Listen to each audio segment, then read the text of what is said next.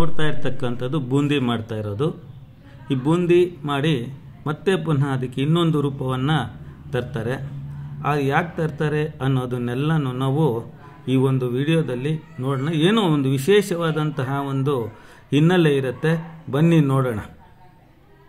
ಎಲ್ಲ ಸ್ವಾಮಿಗಳು ಸೇರಿ ಲಡ್ಡುಗಳನ್ನು ಮಾಡ್ತಾ ಇದ್ದೀರಿ. ಶ್ರೀನಿವಾಸಪುರದ ಹಳೇಪೇಟೆ ನರಸಿಂಹಪಾಳ್ಯದಲ್ಲಿ ನೆಲೆಸಿರ್ತಕ್ಕಂಥ ಲಕ್ಷ್ಮೀ ನರಸಿಂಹಸ್ವಾಮಿ ದೇವಸ್ಥಾನದಲ್ಲಿ ನರಸಿಂಹ ಜಯಂತಿ ಪ್ರಯುಕ್ತವಾಗಿ ಅದಕ್ಕೆ ಲಾಡು ಪ್ರಸಾದ ಕೊಡಬೇಕು ಅಂತ ಭಗವಂತನ ಇಚ್ಛೆ ಆಗಿದೆ. ಆದ್ದರಿಂದ ಅದನ್ನು ಕೊಡಬೇಕು ಅಂತ ತಯಾರಿ ಮಾಡ್ತಾ ಇದ್ದೀವಿ. ಇಂದು ಲಕ್ಷ್ಮೀ ನರಸಿಂಹಸ್ವಾಮಿ ಜಯಂತಿ.